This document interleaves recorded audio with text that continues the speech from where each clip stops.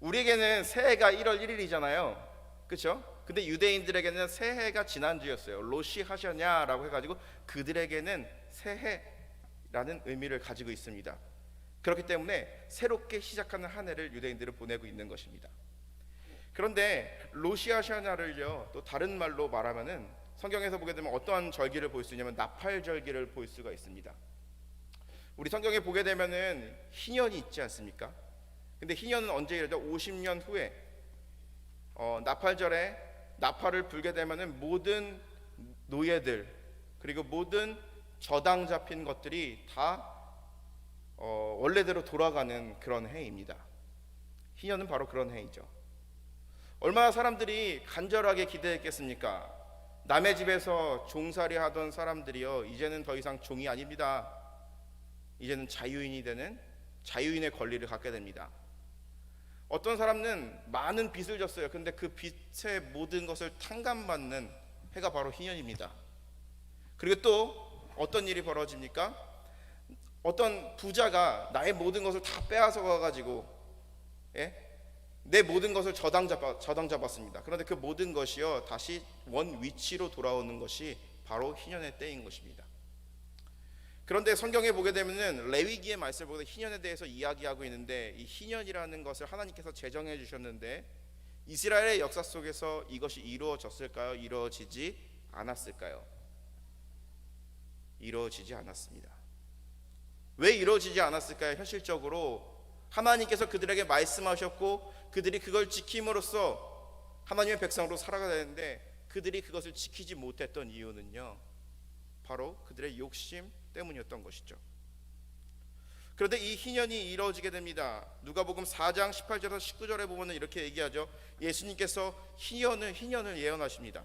주의 성령이 내게 임하셨으니 이는 가난한 자에게 복음을 전하게 하시려고 내게 기름을 부으시고 나를 보내사 포로된 자에게 자유를, 눈먼 자에게 다시 보게 함을 전파하며 눌린 자를 자유롭게 하고.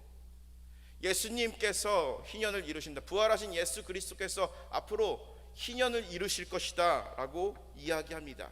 그래서 모든 죄에 속박된 모든 민족들이여 자유함을 얻게 되었다라는 것이죠. 어찌 보면 구약시대 내내 이 희년이라는 것이 이루어지지 않았던 것은요, 예수 그리스도를 통하여서 이루실 영적인 희년을 얘기하신 것일 수도 있습니다. 예수 그리스도가 모든 이들을 죄와 속박에서 구원하셨고 모든 구원을 우리에게 주셨습니다. 그리고 이 복음은요 모든 사람들에게 기쁜 소식이었고 이 복음을 받아들인 사람은요 자유를 얻게 되었습니다. 그리고 이 복음은요 영적인 역할, 우리 안에 영적인 역할만 하는 것이 아니라 세상 가운데 많은 변화를 일으켰습니다. 그것은 바로 무엇입니까? 인간의 존엄성에 대한 가치, 여성에 대한 권리, 자유에 대한 권리, 그리고 인종차별에 대한 그런 문제 또한 이 복음은 많은 이들에게 자유를 줬고 많은 이들에게 권리를 제공했습니다. 그런데 하나님께서 우리에게 복음을 통하여 예수 그리스도의 십자가의 사건, 구원을 통하여서 우리에게 많은 권리를 줬습니다. 그런데 사람과 사람 사이는 아직도 갈등하고 예수 그리스도께서 우리에게 주신 그 희년을 누리지 못하고 사는 것이 현실임을 알 수가 있습니다. 그 이유는 바로 무엇일까요? 주님께서 우리에게 자유인이 될 수 있는 그런 권리를 주셨고 더 이상 죄의 노예가 아니라 하나님의 자녀로서 살 수 있는 그런 권한을 주셨는데 서로 개개인이 자신의 권리를 지키기 위해서, 그리고 자신의 권리가 침해받으면 그것으로 인하여서 상대방을 향하여서 공격하는 세상이 되어버렸다는 것이죠. 즉 눈에는 눈, 이에는 이, 이러한 것들이 사람들 사이에서 너무나 만연하게 된 것이 과거에도 그렇고 지금에도 세상입니다. 주님께서 우리에게 자유인의 권리를 주셨는데 그 자신의 권리를 지키기 위해서 싸웠던 그런 모습들을 볼 수가 있습니다. 우리가 지난주부터 이 평화의 기도문을 가지고 같이 말씀을 나누고자 했습니다. 지난주는 주여 나를 평화의 도구로 사용하여 주시옵소서. 오늘은 바로 무엇입니까? 미움이 있는 곳에 사랑을입니다. 미움이 있는 곳에 사랑을, 미움이 있는 곳에 어떻게 사랑을 전할 수 있을까요? 미움이 일어나는 원인은 바로 무엇일까요? 그것은 바로 서로에게 주어진 권리를 보호하고 지키기 위한 차원에서 일어나는 것을 우리는 알 수가 있습니다. 요즘 사회, 요즘 세상은요, 전쟁 이야기로 많은 사람들이 불안해합니다. 그런데 한국에 있을 때 이 전방에서 근무한 사람들의 이야기를 듣게 되면요, 북한에서 38선을 기준으로 총을 2발을 쐈어요. 그러면은 남한도 2발을 쏴야 됩니다. 그 이유는 바로 무엇입니까? 그것은요, 서로 간의 힘의 균형을 유지하기 위해서 대응 사역을 하는 것입니다. 예를 들어서 이스라엘이 레바논을 공격을 했습니다. 그러면 레바논도 이스라엘을 한번 공격할 수 있는 권한이 주어지는 것입니다. 즉 어떤 것입니까? 미움이라는 것은요, 그리고 또 갈등이라는 것은요, 자신의 권리를 지키기 위해서 이렇게 일어난다는 것이죠. 눈에는 눈, 이에는 이의 법칙인 것입니다. 이것이 세상적인 방법에서는 합리적일 수도 있습니다. 그런데 결국 미움과 미움, 힘과 힘, 칼과 칼, 총과 총이 마주했을 때는요, 결코 평화를 만들 수가 없습니다.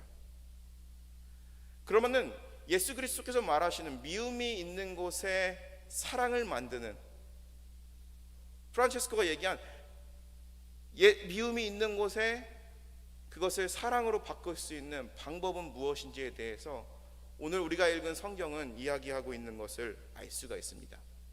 우리가 오늘 성경을 잘 읽어보셨겠지만 이 말씀이 우리에게는 되게 무겁게 다가오는 사람들도 있을 것입니다. 그리고 어느 누구나 이 말씀대로 살아가는 것이 쉽지 않다는 것을 우리 모두 기억하고 있는 것이 현실입니다. 그런데 미움이 있는 세상, 이 갈등이 있는 이 세상을요, 우리가 사랑으로 변화시키기 위해서는 우리가 포기해야 되는 권리가 있다라는 것이죠.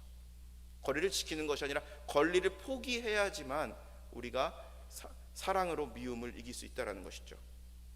첫 번째로는 우리는 우리의 자존심의 권리에 대해서 내려놔야 한다라는 것입니다. 마태복음 5장 39절에 보면은 이렇게 얘기합니다. 나는 너희에게 이르노니 악한 자를 대적하지 말라. 누구든지 내 오른편 뺨을 치거든 왼편도 돌려대며. 여러분 혹시 뺨을 맞아보신 분 있으십니까? 없으세요? 예. 그러면 뺨을 때려보신 적은 있으십니까? 다 아무것도 없다라고 하는데 저는 맞아본 적도 있고 때려본 적도 있습니다. 예. 제가 제일 여기서 죄인이네요. 예. 뺨을 때리는 목적은 뭐죠? 어떤 사람을 공격하고 상해를 주려 그러면은 뭐 여러 군데를 때릴 수 있어요. 손바닥이 아니라 주먹으로도 때릴 수 있어요. 그런데 왜 굳이 사람들이 감정이 극도로 달아올랐을 때 뺨을 때릴까요? 그 이유는요, 상대방의 자존심을 무너뜨리기 위해서 하는 것이죠. 예수님께서는 말씀하시죠. 누가 내 오른뺨을 때리거든 왼편도 돌려대라. 손등으로 맞는 거죠. 이 말은 바로 무엇입니까? 예수님께서 말씀하시는 것은요, 우리의 자존심을 내려놓을 수 있어야 된다라는 것입니다. 눈에는 눈, 이에는 이의 법칙에 따르면요, 내가 저 사람에게 뺨을 한 대 맞으면 나도 한 대 때리는 것이요, 서로의 힘의 균형을 위해서 맞는 것입니다. 그런데 사랑으로 미움을 이기기 위해선, 증오를 이기기 위해선 예수님께서 말씀하시죠. 누가 오른편 뺨을 때리거든 왼편도 돌려대라. 이것이 바로 예수님께서 말씀하신, 오늘 본문을 통해서 말씀하신 자존심을 우리가 포기해야 된다, 내려놔야 된다라는 것을 이야기하고 있는 것입니다. 두 번째로는 미움을 사랑으로 이기기 위해서는 우리의 안전에 대한 권리를 내려놓을 수도 있어야 합니다. 마태복음 5장 40절에 보면 이렇게 얘기합니다. 또 너를 고발하여 속옷을 가지고자 하는 자에게 겉옷까지 가지게 하며. 유대인들에게요, 이 속옷은요, 속옷보다 더 중요한 것이 있다 그러면은 겉옷이었습니다. 우리가 속옷 하면은 우리가 생각하는 그 속옷과 유대인들이 생각하는 그 속옷의 개념, 오늘 성경에서 말하는 속옷의 개념은 달라요. 이렇게 망토같이 겉에 이렇게 걸쳐서 입는 것이 겉옷이고, 그리고 그 안에 이 받쳐 있는 것이 속옷입니다. 쉽게 말해서는요, 양복 자켓이 겉옷이라 그러면 이 와이셔츠가 속옷이에요. 그런데 유대인들에게 이 겉옷은요, 생명과도 같은 것이었습니다. 왜냐하면 이 겉옷의 개념은요, 자신들이 이제 돌아다닐 때, 외출할 때도 입지만 만약에 밖에서 노숙을 해야 되는 경우, 그리고 또 집이 없는 지역에서 광야에서 자야 되는 경우는 이것을 이불로 사용하기도 했기 때문이라는 것이죠. 즉 생명과도 직결되어 있는 것이 바로 겉옷입니다. 그래서 출애굽기 22장 26절에 보면 얘기합니다. 내가 만일 이웃의 옷을 저당잡거든 해가 지기 전에 그것을 돌려보내라. 저당이라는 것은 바로 어떤 것입니까? 어떤 사람에게 빚을 졌어요. 그런데 이 사람의 빚을 안 갚을 것 같아요. 그럼 그 사람의 물건 중에 하나를 가져가는 거예요. 그런데 구약의 율법에 따르면요, 다른 건 다 가져가도 돼요. 그런데 겉옷은 가져가지 못하게 합니다. 그 겉옷은 가져갔더라도 해가 지면 돌려주라고 얘기합니다. 그 이유는 바로 이 겉옷을 뺏는다라는 것은요, 생명을 뺏는 것과도 같다라는 것이죠. 유대인의 율법에 따르면은 죄수가 법정에 섰습니다. 법정에 섰는데 그 사람에게 있어서 모든 것을 빼앗을지라도 겉옷은 빼앗지 못하게 돼 있어요. 그 이유는 겉옷은 그 사람의 생명과도 직결되기 때문이라는 것이죠. 그런데 예수님의 말씀은요, 아주 충격적인 말을 하십니다. 속옷을 가지고자, 내 속에 있는 속옷을 빼앗고자 하는 사람에게 겉옷까지 내어줄 수 있는 사람이라는 것이죠. 사람이 되어야 한다는 것이죠.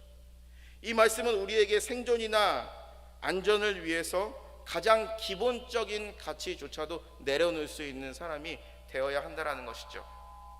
자신의 안전의 가치를 포기할 수 있는 사람만이 미운 세상을 사랑으로, 미움이 넘쳐나는, 갈등이 넘쳐나는 그 세상을요, 사랑으로 바꿀 수 있다고 이야기합니다. 세 번째로는 자유에 대한 권리를 포기할 것을 말씀하십니다. 5장 41절에 보면 얘기합니다. 또 누구든지 너로 억지로 오리를 가게 하거든 그 사람과 심리를 동행하고, 이렇게 얘기하죠. 우리가 이 말씀을 이해하기 위해서는요, 당시 유대인들의 상황을 한번 봐야 될 필요가 있습니다. 예수님 당시에 이스라엘은요, 로마의 식민지였습니다. 그렇기 때문에 로마 아래에 있었기 때문에 로마의 법을 따라야만 했습니다. 그런데 이 희한한 법이 하나가 있어요. 로마 군인이요, 무거운 짐을 들고 갑니다. 그런데 이스라엘 사람이 한 명이 지나갑니다. 그런데 그 사람에게 일러 갑니다. 이거를 들고 같이 갑시다. 그러면은 의무적으로, 법적으로 1마일을 가야 돼요. 오리를 가야 된다는 것이죠. 이것이 굉장히 이스라엘 사람들에게 불편하게 다가왔을 겁니다. 그런데 살기 위해서는 그 법을 지켜야 되는 것이 현실이었어요. 그런데 1마일을 가고 나서는 그 사람은 자유에 대한, 더 이상 이 사람의 짐을 지고 가지 않고 그냥 자기가 가고 싶은 대로 가는 것이 당시의 법이었습니다. 우리가 대표적으로 이 성경에 대한 근거를 보게 되면요, 예수님께서 십자가를 지시고 골고다 언덕으로 올라가실 때에 예수님께서 로마 군인들에게 너무 많은 구타를 당했고 많은 피를 흘렸기 때문에 이 십자가를 지고 골고다 언덕까지 올라갈 수 없어요. 그래서 그 십자가를 대신 짊어지고 올라간 사람이 있습니다. 그 사람은 바로 구레네 시몬이죠. 구레네 시몬은요, 그냥 이스라엘의 성지순례 온 사람입니다. 그런데 그에게 십자가를 짊어졌을 때 그는 어떠한 거부도 하지 않고, 왜 내가 십자가를 져야 되는지 그 이유는 모르지만 그 십자가를 지고 골고다 언덕을 향해서 예수님의 십자가를 대신 졌던 걸 우리는 기억을 합니다. 그런데 오늘 우리가 본문을 보게 되면요, 예수님께서는 말씀하시죠. 1마일을 가고 나서부터, 오리를 가고 나서부터 자유인의 권리가 주어집니다. 그런데 누가 나에게 오리를 가자고 하면 심리를 가라. 법적으로 1마일을 가야 됩니다. 1마일을 하고 나서부터는 자유인입니다. 그런데 예수님께서 말씀하시기를 1마일로 끝내는 것이 아니라 1마일을 원하면 그 이상의 것을 행하라 라는 것이죠. 이것은 쉽게 말해서 그런 것입니다. 누가 나의 자유를 빼앗으라고 합니다. 그런데 그 자유도 줘버리고, 그리고 나에게 남은 부스러기와 같은 그런 자유조차도 그에게 양보할 수 있어야 된다라고 예수님은 말씀하십니다. 네 번째로는 예수님께서는 자신의 소유에 대한 권리의 포기에 대해서도 말씀하십니다. 42절 말씀은 이렇게 합니다. 내게 구하는 자에게 주며 내게 꾸고자 하는 자에게 거절하지 말라. 우리가 아마 이런 얘기는 한번 들어봤을 것입니다. 만약에 친구가 나에게 돈을 꾸고자 한다면 빌려주지 말고 그냥 줘라 라는 이야기는 들었을 것이죠. 왜냐? 관계가 안 좋아지기 때문이죠. 그런데 예수님께서는요, 그 이상을 얘기하는 거죠. 나에게 꾸고자 하는 자에게 절대 거절하지 말라. 어떤 한계를 정해놓지 않으셨어요. 이 말을 들었을 때 우리에게 굉장히 얼마나 불편함을 느낍니까? 하나님 말씀대로 살겠습니다. 그런데 누군가가 나에게 와서 돈을 꾸고자 합니다. 그런데 그것을 거절하지 못하는 상황. 예전에 이런 적이 있었던 것 같아요. 제가 한국에서 이제 청소년 사역을 할 때 수능 날이었어요. 수능 시험, 뭐 미국으로 말할 것 같으면 SAT 시험을 보는 날입니다. 그런데 그 수능 시험을 보는 날에 그 시간에 맞춰가지고 학부모들이랑 같이 기도회를 합니다. 뭐 첫 번째 국어 영역, 뭐 수리 영역, 뭐 이렇게 쭉 나가잖아요. 그래서 이제 엄마들도 같이 기도하는 거예요. 그 시간에 자식들은 시험 보고 있을 때. 그래서 그 기도회를 인도하고 이제 1교시 국어 영역 시간이 끝났습니다. 그러면서 이제 기도가 이제 잠깐 이제 멈추고 이제 사람들이랑 같이 친교를 하는데 예배실을 똑똑똑 누가 두들기는 거예요. 그런데 어떤 사람이 저에게 이렇게 얘기합니다. 저는 중동에서 온 선교사입니다. 그런데 택시에 가방을 두고 내려가지고 지금 돈이 한 푼도 없습니다. 저에게 3만 원만 빌려주시겠습니까? 딱 봐도 거짓말인 거 알겠어요. 그런데 제가 어떻게 했을까요? 줬습니다. 선교사님 이래잖아요. 그래서 이거 내가 저 사람 아는데 정말 억울하다라는 생각이 들었어요. 그런데 몇 개월 있다가 제 사무실의 문을 누가 똑똑똑 두들기는 겁니다. 똑같은 사람이 와가지고 저는 중동에서 온 선교사고, 그리고 택시에 그 가방을 내려 똑같이 얘기하는 거예요. 그래서 그 순간 저는 사장님 전에도 그렇게 말씀하셨습니다 라고 했지만 그에게 이제 뭐 달라는 돈은 주지 못했지만 그래도 조금 이렇게 하면서 갔던 것을 기억합니다. 참 이렇게 오늘 예수님께서 말씀하신 나에게 꾸고자 하는 자에게 꾸고자 하는 자를 거절하지 말라라는 이 말은요, 우리에게 상당히 불편하게 다가올 수도 있습니다. 그뿐만 아니라 우리가 가지고 있는 여러 가지 자유에 대한 권리를 포기해야 된다. 우리가 가지고 있는 안전에 대한 권리를 포기해야 된다. 심지어 나의 자존심을 내려놔야 된다. 그래야지만 평화를 만들 수 있다. 미움이 있는 곳에 사랑을 전할 수 있는 사람이 될 수 있다. 예수님께서 이렇게 말씀하신 이 말씀이요, 우리에게는 때로는 부담스럽게 다가올 때도 있습니다.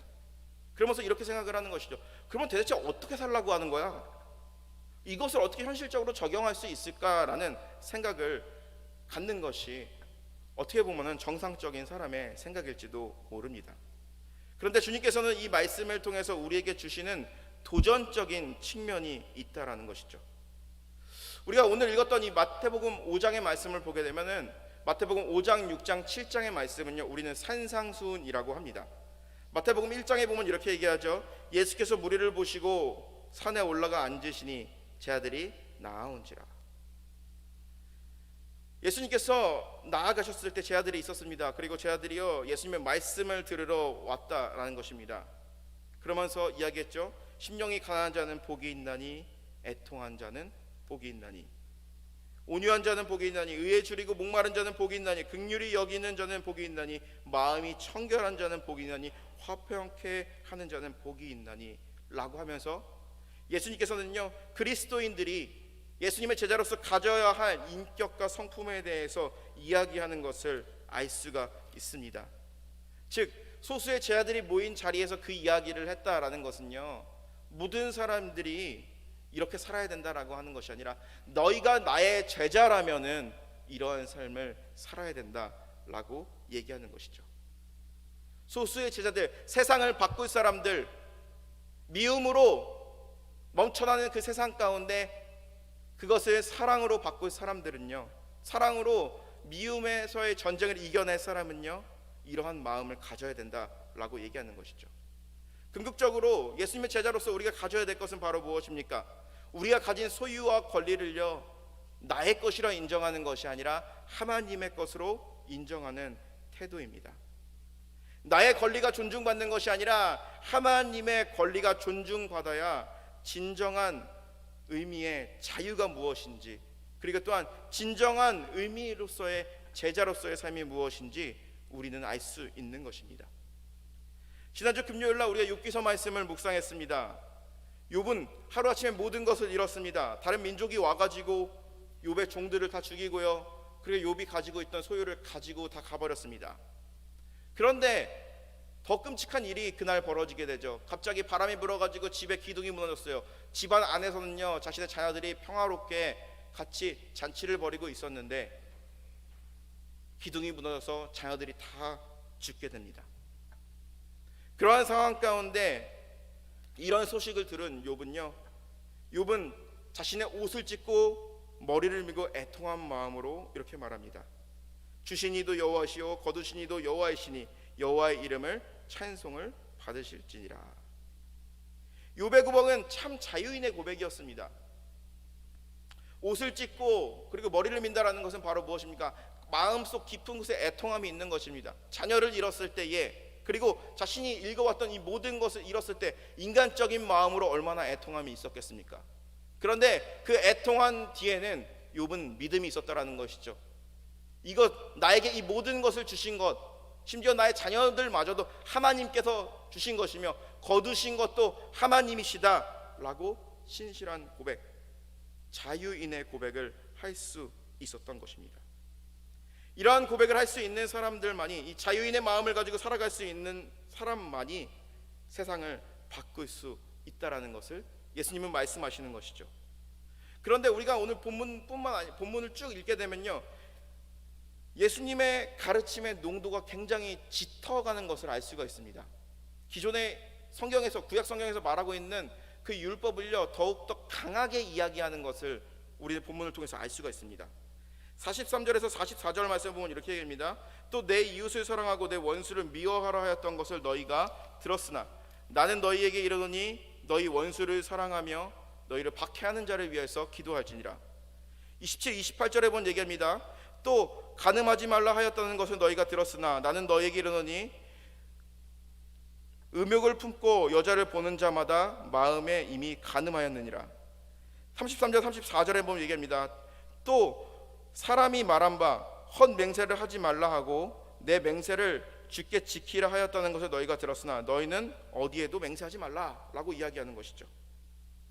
예수님의 가르침은요, 이전의 사람들이 합리적인 신앙으로 가지고 있었던 그 율법의 메시지보다도 좀 더 강한 메시지를 주는 것을 알 수가 있습니다. 구약의 율법에 따르면 눈에는 눈, 이에는 입니다. 그런데 그것에 대해서 이야기하는 것이 아니라 내가 저 사람, 나에게 칼로 접근하는 사람은 칼로 접근하는 것이 아니라 칼을 내려놓고 사랑으로 접근하라고 이야기하는 것이죠.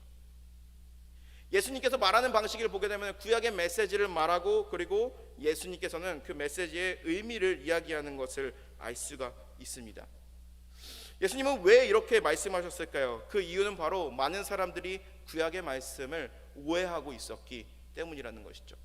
오해하고 있던 게 아니라 자의적으로 해석했기 때문입니다. 마태복음 43장 44절에 보면 얘기합니다. 또 내가 이웃을 사랑하고 내 원수를 미워하라 하였던 것을 너희가 들었으나 나는 너희에게 이르노니 너희 원수를 사랑하며 너희를 박해하는 자들을 위해서 기도하라. 이웃을 사랑하라, 그리고 원수를 미워하라 라는 말이 있습니다. 그런데 우리가 구약 성경을 보게 되면요, 원수를 미워하라 라는 말은요 없어요. 그와 비슷한 말이 있다 그러면 레위기 19장 18절에 보면 얘기합니다.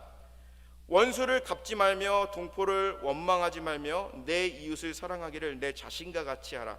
나는 여호와니라. 43절 말씀만 비유하면 너희는 원수를 사랑하며 원수를 갚지 말며 동포를 원망하지 말며, 즉 구약 성경에는 미워하라는 말이 없는데 왜 예수님께서는요 사람들에게 너희가 원수를 미워하라고 들었으나 라고 이야기했을까요? 그것은 당시의 사람들이요 누군가를 미워할 수밖에 없는 그런 상황이 됐기 때문이라는 것이죠. 당시에 성경을 해석했던 율법학자들 바리새인들은요 그렇게 하나님의 말씀을 뜯어바꾼 것입니다. 누군가를 증오할 수밖에 없는 상황이죠. 왜냐, 우리가 이스라엘의 역사를 봤을 때 끊임없이 약탈당하고 끊임없이 다른 나라에 끌려다니고 끊임없이 나라에 잃는 서름에 살아야 했습니다. 자신의 정체성도 지켜야 됐습니다. 그렇기 때문에 그들은 이렇게 생각을 한 것이죠. 이웃을 사랑해야 된다, 나의 동족 유대인들을 사랑해야 된다라는 것은요 증폭시킵니다. 그런가 반면에 원수를 갚지 말라라는 말을요 바꿔버립니다. 원수를 미워해야 하라라고 얘기하는 것이죠. 즉 자신의 동족에 대한 유대인들의 사랑은 이야기하면서 원수 이방인들을 증오하게 만들었던 것입니다. 즉 자신의 속에 미워하는 마음이 있습니다. 그런데 이 미워하는 이 마음, 증오의 마음을요 예쁘게 포장하기 위해서 하나님의 말씀을 바꿨던 것이죠. 하나님께서 그렇게 말씀하시지 않았는데 우리 유대인들은 사랑해야 되고 원수들은 이방인들 그리고 로마인들 저런 사람들은 미워하지 않고 미워해도 된다라고 말을 했던 것입니다. 그것이 편하기 때문입니다. 왜냐? 눈에 드러나잖아요. 우리가 누군가를 화가 났을 때 누군가를 미워하고 증오하는 그 대상이 눈에 보여야지 뭔가 보이지만 그것이 보이지 않는다면 사람들에겐 굉장히 답답함을 주기 때문에 보이는 대상을 만든 것이죠. 우리 유대인은 사랑하고 이방인들은 미워하고. 프랑스의 철학자 르네 지나르라는 사람은요 이 사람은 희생양 이론에 대해서 이야기합니다. 스케이프고트 테오리, 희생양 이론. 이것은 바로 무엇이냐면은 인간의 욕망은요 타인의 욕망을 모방하는 데서부터 시작이 됩니다. 예를 들어서 그런 것입니다. 어떤 사람이 살아가고 있었어요. 그런데 저 사람이 집을 샀어요. 그러면은 그 사람을 보고서 나도 집을 사야겠다라는 그런 욕망이 생기겠죠. 그러면서 여러 사람들이 집을 샀습니다. 그런데 욕망은요 다른 사람들에게 그러한 마음이 들게끔 하는데 그 욕망이 커지면 커질수록, 그래도 욕망을 가진 사람이 많으면 많을수록, 공통된 욕망을 가진 것이 많으면 많을수록 갈등이 일어난다는 것이죠. 많은 사람들이 집을 갖게 되었어요. 그런데 집을 가지게 되면서 갈등이 일어나는 것이죠. 우리 집이 더 비싼 가치를 해야 돼? 우리가 좀 더 잘 보여야 돼? 그러면서 갈등이 일어나는 것입니다.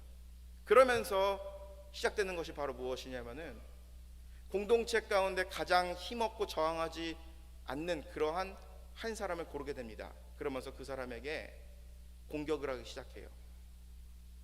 그 사람에게 폭력을 강하기 시작합니다. 그러면서 공동체의 분노는 이 한 사람에게 속하게 되는 것이죠. 그러면서 어느 정도의 사람들에게 평안은 주겠지만 결국에 한 사람의 희생이 공동체를 힘들게 한다라는 이론입니다. 즉 이런 것입니다. 우리가 삶을 살아가면서 사람들과의 갈등이 있다 보면은 그 갈등이요 누군가 한 명에게 표출되는 사람들이 표출되어질 때가 있습니다. 가장 힘없는 사람, 약한 사람에게 표출이 되는 것이죠. 그렇잖아요. 우리가 항상 어렸을 때 놀다 보면은 깍두기라는 존재가 있었잖아요. 깍두기 존재. 깍두기라는 존재가 있듯이 조금 약하고 힘이 없는 사람들에게 그런 인간의 폭력성이 가진다라는 것이죠. 그렇듯 유대인들에게 있어서 바로 이방인들은 그러한 자들이었습니다. 그들이 하나님의 말씀대로 살아가기 위해서는요 원수를 갚지 말아야 되고 이웃을 사랑해야 됩니다. 그런데 원수를 갚지 말라라고 했는데 이웃에 대한 사랑, 우리 동족에 대한 그 가치를 지켜야 되기 때문에 그들에 대한 미움과 분노는요 이방인들을 향해 나아가게 되었다라는 것이죠. 그러면서 이방인들은 미워해도 된다라고 이야기하는 것입니다. 예수님께서 말씀하시죠. 또 내 이웃을 사랑하고 내 원수를 미워하였다라는 것을 너희가 들었으나 내게로더니 너희는 원수를 사랑하며 너희가 박해하는 자를 위하여 기도하라 라고 이야기하는 것입니다. 이것을 예수님께서 다시 고쳐서 제자들에게 말하는 이유는 바로 무엇입니까? 너희가 미워하는 그 대상, 너의 원수의 대상, 너희에게 있어서 그 원수도 너희의 이웃이다, 사랑의 대상이다라는 것을 알려주기 위함이었습니다. 그것이 바로 예수님의 가르침이었던 것입니다. 그렇다면은 오늘 우리가 본문을 보고 이 말씀을 묵상했을 때 미움의 대상은 과연 누구인가에 대해서 우리가 생각해 볼 필요가 있습니다. 베드로전서 5장 8절에서 9절에 본 얘기합니다. 근신하라 깨어있으라 너희 대적 마귀가 우는 사자와 같이 두루다니며 삼킬 자를 찾나니 너희는 마음을 굳게 하여 그를 대적하라. 이는 세상에 있는 너희 형제들도 동일한 고난을 받았느니라. 성경에 보면 뭐라고 얘기하죠? 마귀를 대적하라 라고 이야기하는 것입니다. 예수님의 말씀을 보게 되면 원수를 사랑하라 라고 말하는 것이죠. 너희를 박해하는 자를 위하여 기대하라. 즉 우리가 누군가를 미워할 때에 그 미움의 대상은요 우리의 이웃이 아니라는 것이죠. 그를 사로잡고 있는 사탄이라는 것을 우리는 말할 수가 있습니다. 우리가 이런 이미지를 떠올릴 수가 있습니다. 어떤 사람이요 어떤 테러범이 인지를 잡고 있습니다. 자신들이 요구하는 걸 안 들어주면 이 사람을 죽여버릴 거야 하면서 이렇게 인지를 잡고 있어요. 그래서 그 테러범을 잡기 위해서 건물 옥상 위에 이 스나이퍼들이 딱 총을 겨누고 있습니다. 그런데 이 스나이퍼들이 총구를 겨누는 방향은 어디죠? 테러범이어야 합니다. 그런데 이 스나이퍼 중에 한 명이 테러범을 향하여서 총을 쏘는 것이 아니라 인질로 잡혀있는 사람을 향하여서 총을 쏜다 그러면은 그 작전은 실패한 것이죠. 이와 같이 우리가 누군가를 향하여서 원수 같은 마음이 생길 때가 있어요. 그런데 그것 우리가 정말 미워해야 할 대상은요 그 사람이 아니라는 것이죠. 그를 인질로 잡고 있는 사탄 마귀라는 것이죠. 그런데 우리는 어떻게 합니까? 사탄의 권세에 눌려가지고 자기가 하는 말이 무슨 말인지도 모르고 자신이 의롭다고 이야기하고 있는데 우리는 사단을 향하여서 총구를 겨누는 것이 아니라 우리의 이웃을 향하여서 그를 원수라고 생각하면서 그를 향하여서 총을 겨눌 때가 많다라는 것이죠. 진정으로 우리가 대적해야 될 것은요 사람이 아닙니다. 우리가 진정으로 저항해야 될 것은요 사람이고 우리가 진정으로 내쳐야 될 것은요 사람이 아니에요. 사단을 향하여서 우리는 대적을 해야 된다라는 것입니다. 우리는 착각합니다. 우리가 원수같이 생각하는 그 사람을요 원수같이 생각하는 그 사람을 우리는 적이라고 생각할 때가 있다라는 것이죠. 1990년대에 한국에서 유행했던 비디오들이 있습니다. 뭐냐면은 한 목사님이요 이 집회를 열면서 많은 사람들의 이제 몸에서 마귀를 그러니까 사탄을 빼내는 거예요. 퇴마를 하는 거죠. 그래서 이제 보게 되면 어떤 사람이 거품 물고 쓰러지기도 하고 어떤 사람들에게는 뭐 이런 마귀가 들렸다 뭐 이런 이야기를 하죠. 근데 그것을 어렸을 때 제가 초등학교 때 봤을 때 굉장히 무서웠어요. 그리고 내 속에도 그런 사탄 마귀가 있는 게 아니야 하면서 불안해하기도 했어요. 그런데 이제 커가면서 드는 생각이 뭐였냐면은 연기할 거야 뭐 쇼하는 거일 거야 뭐 이런 생각이 들었습니다. 옛날에 한국에서 유행했던 할렐루야라는 영화가 있습니다. 박중훈이라는 배우가 주연으로 한 영화. 보셨나 보네요. 사람들 막 고용해가지고 막 이렇게 하는 거, 막 진짜 은사가 있는 것처럼 하는 거 그런 거야라고 이제 생각을 했습니다. 그러면서 이제 커가면서 자연스럽게 이 사탄과 마귀에 대한 그러한 경계를 늦추게 됩니다. 그런데 우리가 생각해야 될 것은요, 사탄과 마귀는요 우리가 생각했던 것처럼 그렇게 무섭게 우리에게 접근하지 않아요. 무서운 모습으로, 귀신의 모습으로 접근하지 않는다라는 것이죠. 우리에게 되게 매력적이고 그리고 달콤한 존재로 다가오게 됩니다. 우리에게 마치 선한 사람처럼 우리에게 다가오게 된다라는 것이죠. 그리고 사단은요 우리의 속이 후련해지게끔 말도 시원시원합니다. 그런데 그러한 말을 들음과 동시에 우리 안에 있는 죄성을 증폭시킨다라는 것이죠. 이것이 바로 사단의 역할이 있는 것입니다. 내 속에 있는 선한 마음을 이끌어서 악을 선으로 이기는 것이 아니라 내 속에 있는 악한 마음을 이끌어내어서 선한 것을 잠재워버리는 것이 바로 사단의 역할이라는 것입니다. 분별하지 못하게 됩니다. 그렇기 때문에 나의 이웃을 사랑해야 되는데 저 사람은 사단에게 인지를 잡혀서 살아가는 사람인데, 그렇다면 사단을 대적하기 위해서 우리가 기도하며 대적해야 되는 것인데 우리는 그 사람 존재 자체를 미워하게 되는 것이죠. 그것이 바로 우리의 현실이라는 것입니다. 사실을 인지하지 못하게 되는 것입니다. 저 사람도 우리의 사랑의 대상이라는 것을 잊지 못하게, 인지하지 못하게 한다는 것이죠. 그것이 바로 당시에 힘을 가졌던, 성경을 해석했던 사람들, 그리고 우리들의 모습이라는 것입니다. 그러면 우리는 이렇게 생각해 볼 필요가 있습니다. 그렇다면은 정말 미움이 넘쳐나는 이 세상, 갈등이 넘쳐나는 이 세상을요, 사랑으로 이기기 위해서는, 하나님 나라를 만들기 위해서는 우리는 무엇을 해야 될지 오늘 성경은 예수님께서 말씀하십니다.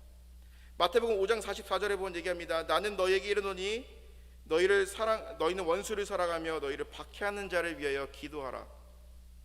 나를 박해하는 자를 위해서 기도한다라는 것, 원수를 위해서, 원수를 사랑한다는 것 쉬운 일은 아닙니다.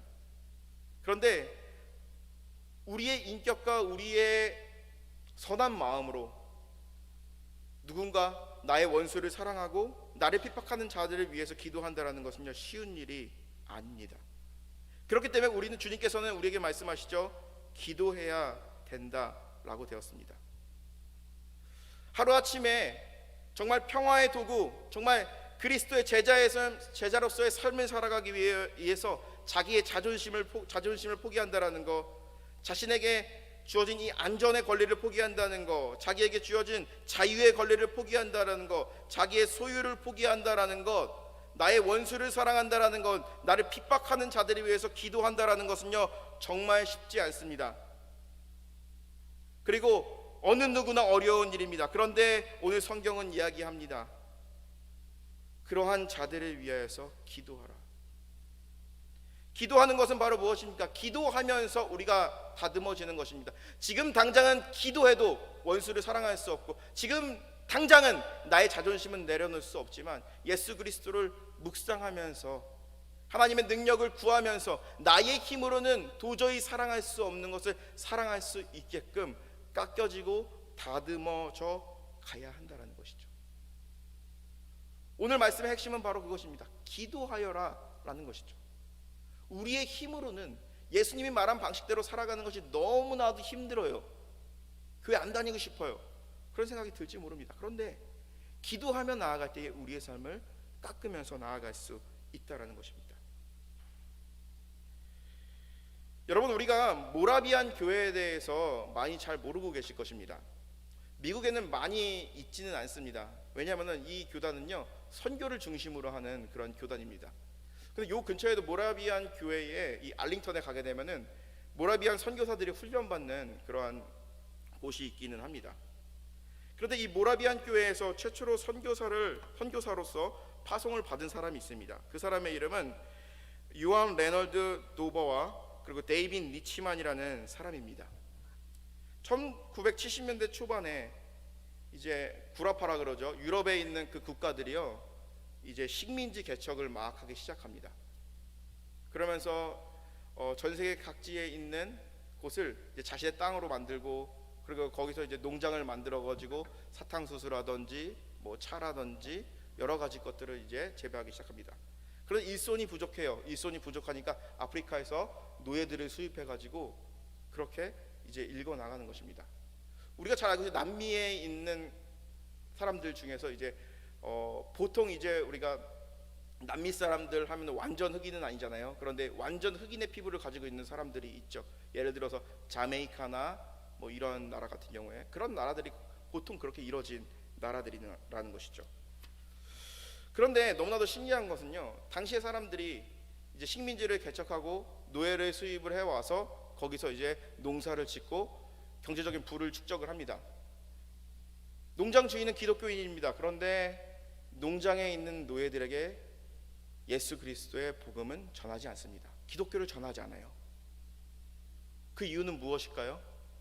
기독교를 만약에 전하게 된다 그러면은 자신의 하는 이 농장 비즈니스에 문제가 생길까봐, 뭔가 이들이 저항할까봐 복음을 전하지 않아요. 자신은 예수는 알지만 내가 부리는 노예들은 예수를 몰랐으면 좋겠다라는 것이 당시의 사회였습니다. 선교사들이, 그리고 또 목회자들이, 전도자들이 그들에게 복음을 전하려고 했을 때 그것을 막는 사람들이었습니다. 어쩌다가 기독교의 복음을 받아들인 사람은요, 그 노예를 감옥에 가두었다가 다시 풀어주고, 이런 것이 당시의 사회였습니다. 그런데 아까 제가 말씀드린 도버와 이 니치만이라는 선교사는요, 그 소식을 듣게 되고 기도하면서 마음에 감동이 오게 됩니다. 그러면서 그들에게 복음을 전해야 되겠다라는 그러한 마음이 아주 깊이 차오르기 시작합니다. 그러면서 자신들이 속해 있었던 헤르누트 형제회에게 요청을 합니다. 우리는 노예들을 위해서 전도를 해야 될 것 같습니다. 그들에게 복음을 전해야 될 것 같습니다. 그런데 우리가 선교사의 신분으로 일반 그냥 백인의 신분으로 그들에게 복음을 전하는 것이 너무나도 불가능합니다. 그렇기 때문에 우리 2명을 노예로 팔아주십시오. 노예로 팔리게 됩니다. 함부르크에서 그들이 노예로 팔리면서 형제들은 눈물을 흘리면서 이렇게 얘기했다고 합니다. 저 떠나는 2 형제에게 정말 주님의 축복이 있기를 바라며 어린 양의 구원의 기적이 일어나기를 바랍니다 하면서 눈물로써 그들을 보내게 됩니다. 이 2 선교사는요, 정말 진짜 흑인 노예들처럼 그들과 먹는 것을 같이 먹고 그들과 같이 고생하고 그들이 경험했던 모진 핍박을 견디면서 살아가야만 했습니다. 처음에는 그들이 복음을 전할 수가 없었습니다. 왜냐, 농장주가 보고 있기 때문에. 농장주조차도 똑같이 그들에게 대했습니다. 그런데 그들은 고난 중에서도 끊임없이 하나님께 기도했습니다. 그런데 놀라운 일이 일어나기 시작합니다. 농장주가 어느 날 마음을 바꾸게 된 거예요. 그리고 그들이 예배를 드리는 것을 허용하며 복음을 전하는 것을 허용하기 시작합니다.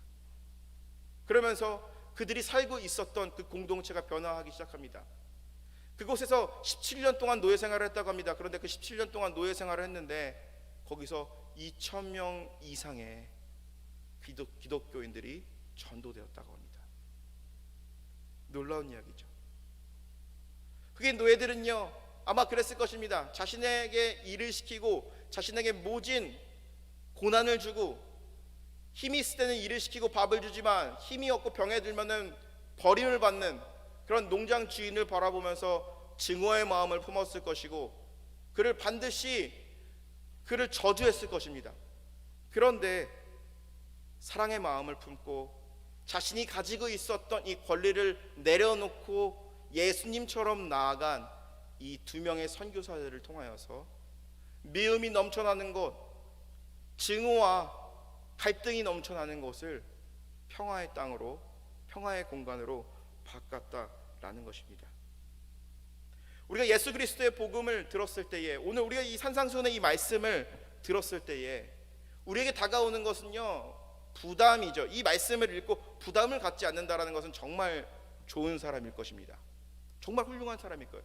우리에게 거룩한 부담감으로 다가옵니다. 그리고 이렇게 우리의 삶을 완전히 한 번에 180도 바뀐다라는 것은 너무나도 힘들어요. 그런데 기다림을 가지고 기도를 통해서 우리의 마음을 깎아나가고 마음을 청결하게 하며 나아갈 때에 예수님께서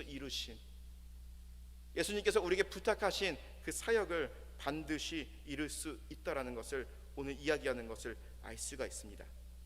성경은 다시 한번 얘기합니다.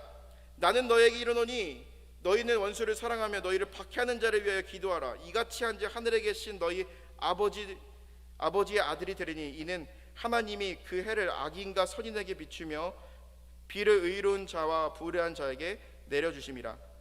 너희가 너희를 사랑하는 자를 사랑하면 무슨 상이 있으리요? 세리도 이같이 하느니라.